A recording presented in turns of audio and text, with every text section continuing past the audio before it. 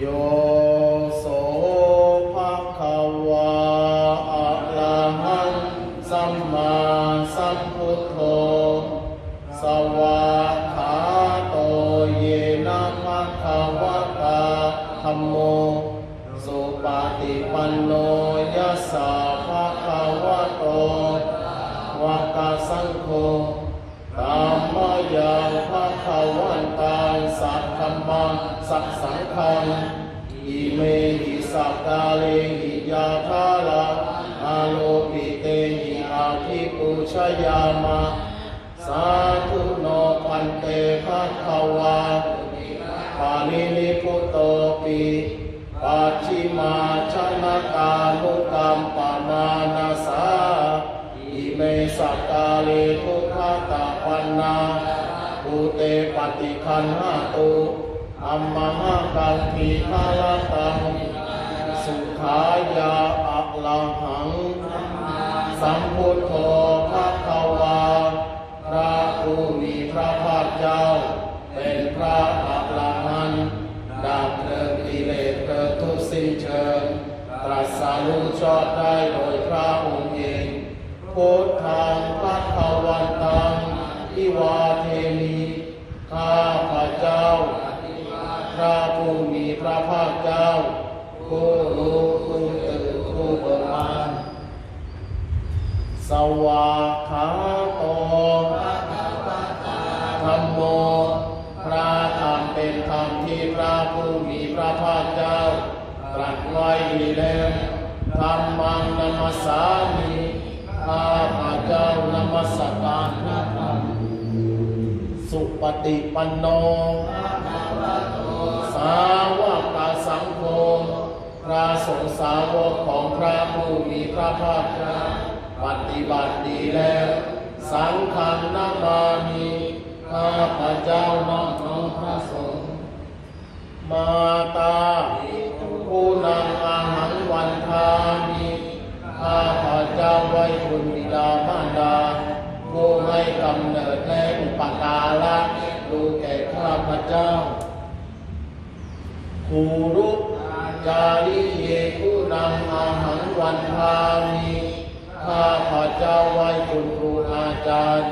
ผู้ให้ความรู้และอบรมสั่งสอนพระเจ้าปฏิบัติดี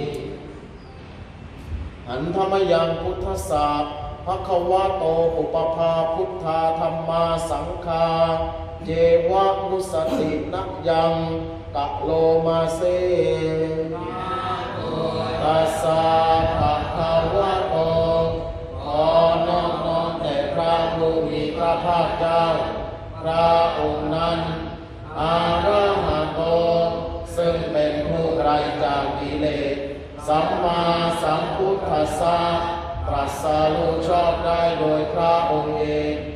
นะโมตัสสะภะคะวะโตขอน้อมน้อมแด่พระผู้มีพระภาคเจ้าพระองค์นั้นอะระหะโตซึ่งเป็นผู้ไกลจากกิเลสสัมมาสัมพุทธัสสะ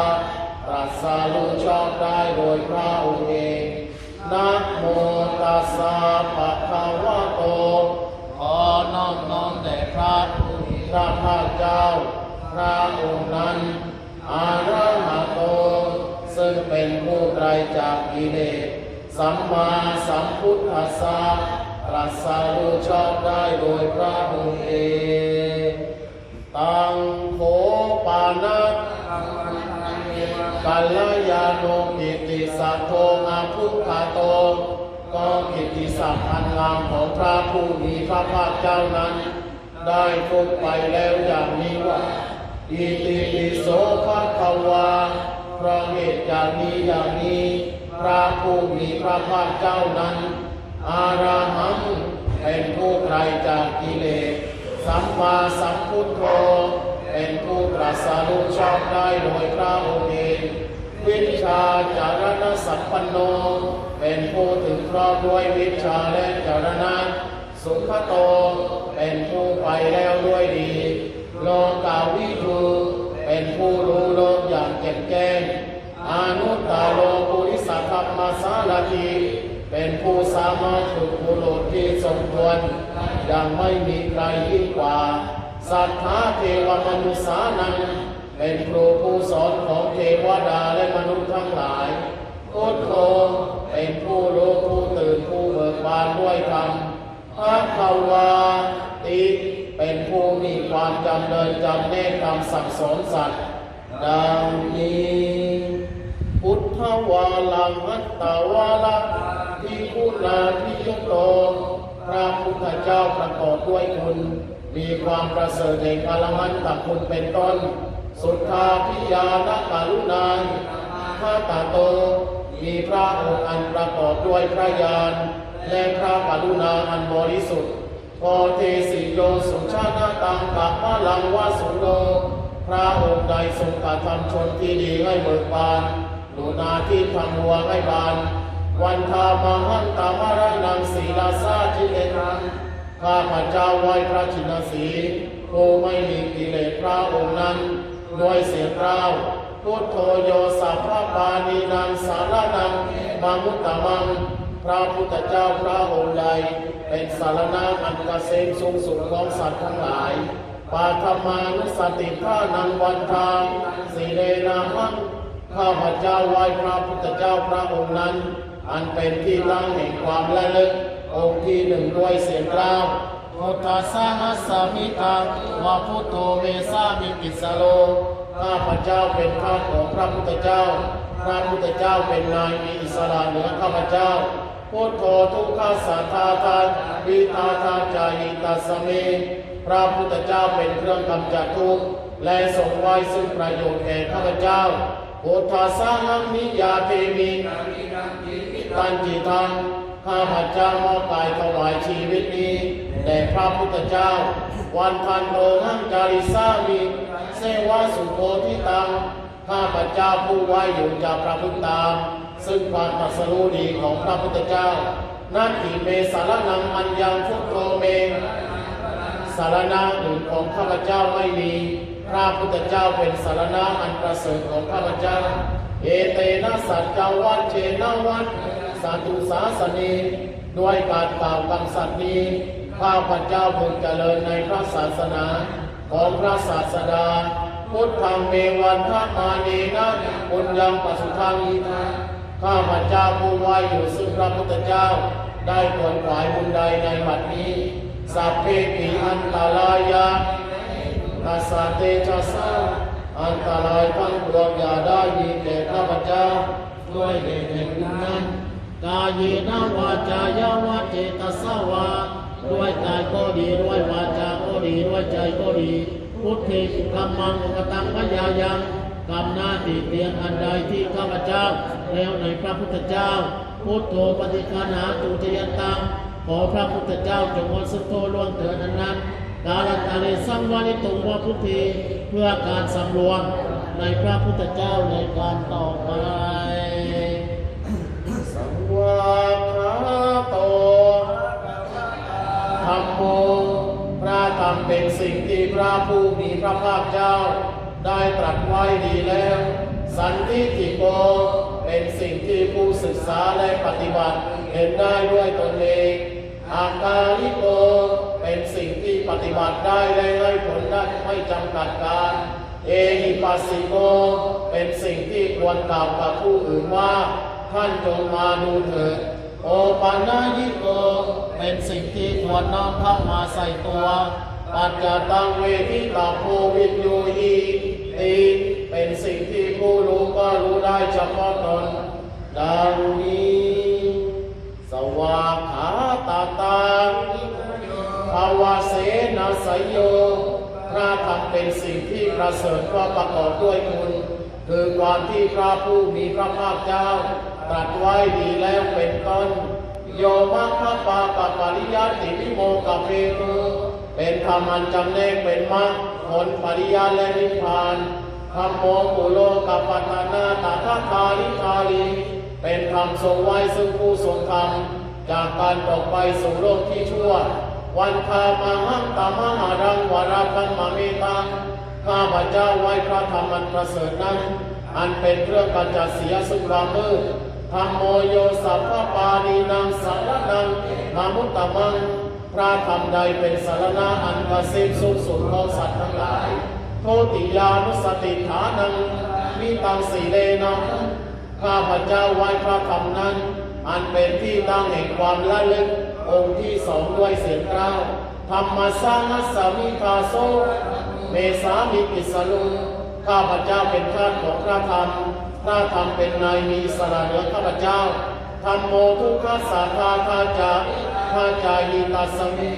พระธรรมเป็นเครื่องกำจัดทุกข์และทรงไว้ซึ่งประโยชน์แก่ข้าพเจ้าธรรมสานังนิยาทิมิสัยชีวิตตันติธรรมข้าพเจ้ามอบกายถวายชีวิตนี้แด่พระธรรมวันคันโตงังจาริสามีธรรมัสสุธรรมตังข้าพเจ้าผู้ไหวอยู่จากพระพุทธาซึ่งความเป็นธรรมดีของพระธรรมนัตถิเมสารนังอัญญังธรรมโมเมสารณะอื่นของข้าพเจ้าไม่มีพระธรรมเป็นสารณะอันประเสริฐของข้าพเจ้าเอเตนะสัจจวัตนวัตตายังสัตตุสาสนีด้วยการกล่าวคำสัตย์นี้ข้าพเจ้าพึงเจริญในพระศาสนาของพระศาสดาธรรมังเมวันธรรมาเนนะยังปัจจุบันอิทา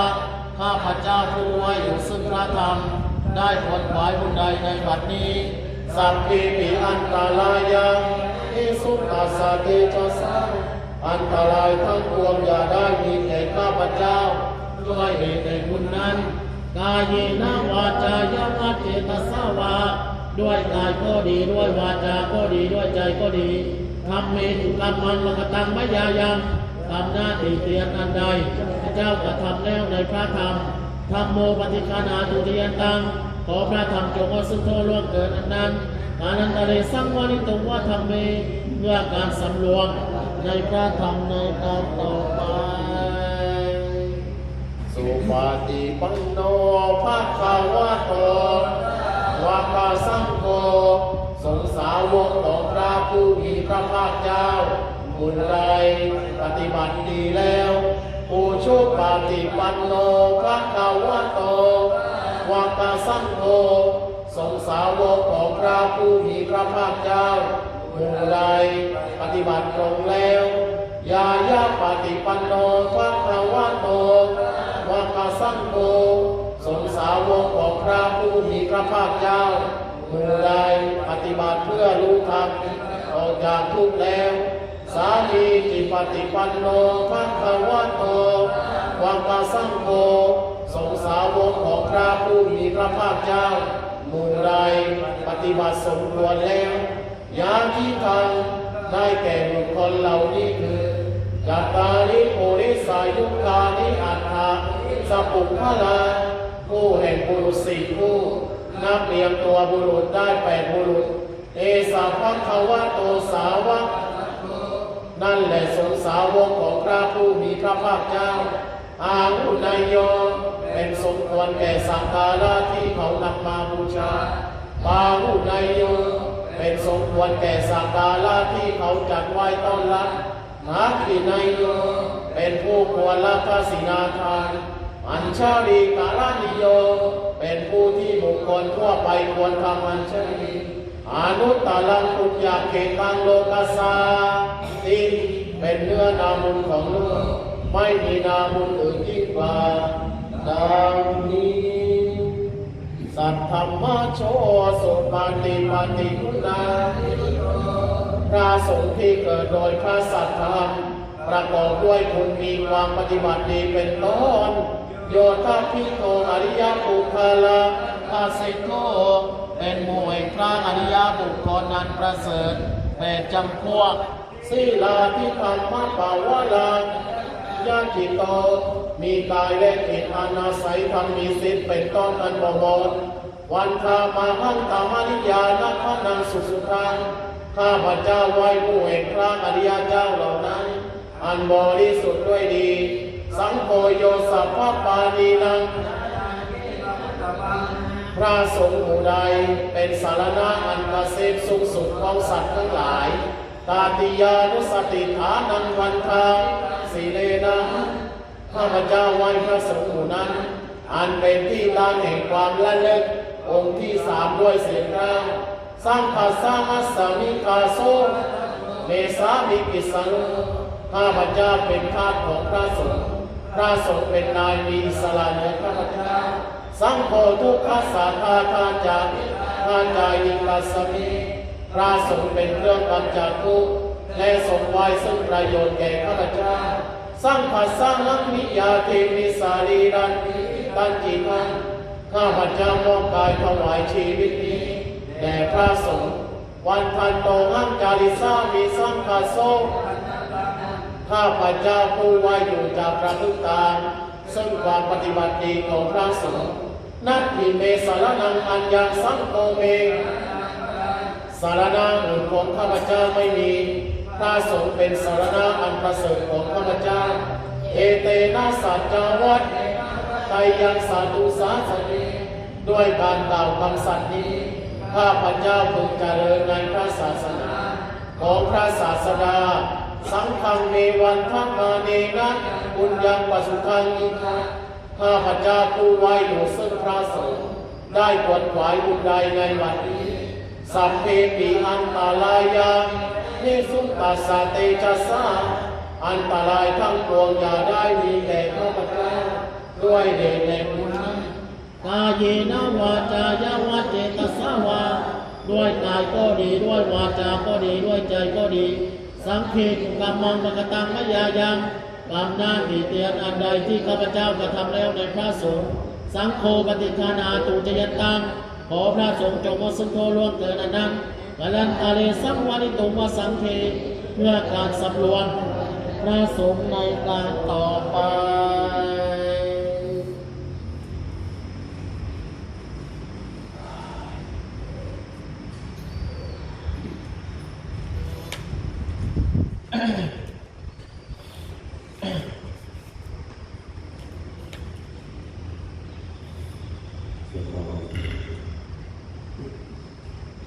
อัจฉมายาอาปัจจเวทิตาวายังจีวะ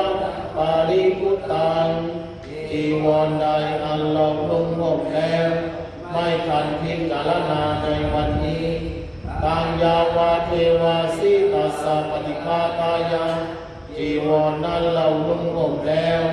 เพียงเพื่อบำบัดความหนาวอุณนังอัสสะปฏิฆาตายะ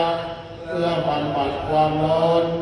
นางสามะตัสสวาตาตาวาสีลิงสัมผัสสานังปฏิฆาตายะเพื่อบำบัดสัมผัสอันเกิดจากเลือดยุงลมแดดและสัตว์ด้วยกลางทั้งหลายยาวะเทวะหิริโอปีนาปัจชาธนาทังและเพียงเพื่อปกปิดอวัยวะอันให้เกิดความละอายอาชามยาอปัจจเวทิตาวาโยปินปาโตปาริทุโตบิณฑบาตใดอันเราฉันแล้วไม่ทันพิจารณาในวันนี้โสนิวาทวายาบิณฑบาตนั้นเราฉันแล้วไม่ใช่เป็นไปเพื่อความเพลิดเพลินสนุกสนานนามาทายาไม่ใช่เป็นไปเพื่อความเมามันเกิดกำลังพลังทางกายนามันตนายาไม่ใช่เป็นไปเพื่อประดับนาวิปุสนายา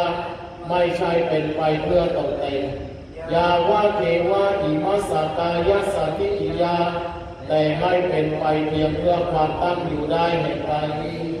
ยาปนายาเพื่อความเป็นไปได้ของอัตภาพวิหิสุปารติยาเพื่อความสิ้นไปแห่งความลำบากทางกายพรหมจริยานุคาลายาเพื่ออันครองแก่การปรับลึกของมาจันอิติปุรานันจะเวทนันด้วยการทำอย่างนี้เราย่อมระงับเสียได้ซึ่งทุกขเวทนาเก่าคือความหิวนาวันจะเวทนานาอุปาเทสามีและไม่ทำทุกขเวทนาใหม่ให้เกิดขึ้นยาตราจะเวทวิสติอานาวัตจะผาสุริยาโลจาติอาหนึ่งความเป็นไปโดยสะดวกอัตภาพดีด้วยความเป็นผู้หาทวนมีได้ด้วย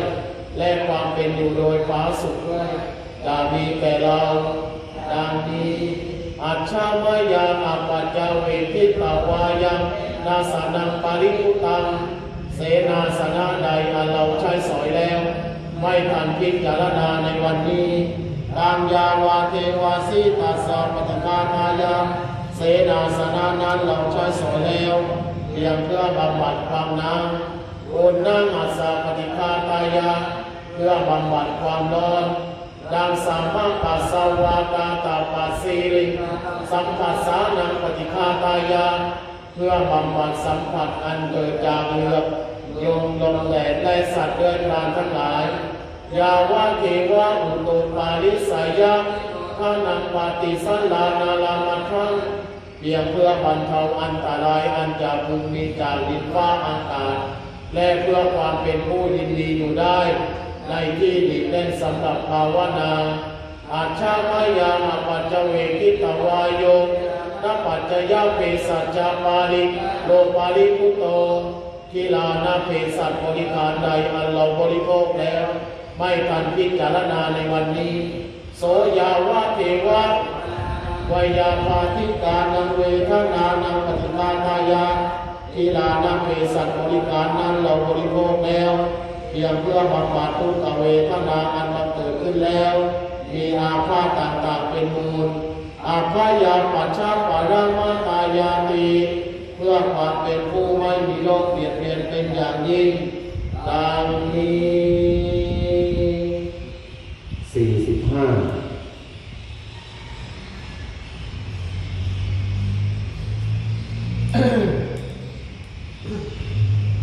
หาราหักเวปัญจพันธาอันธรรมะเป็นของหนักเด้อภาระหาโรจามุขโรบุคคลแหลกเป็นผู้แบกของหนักพาไปภาระ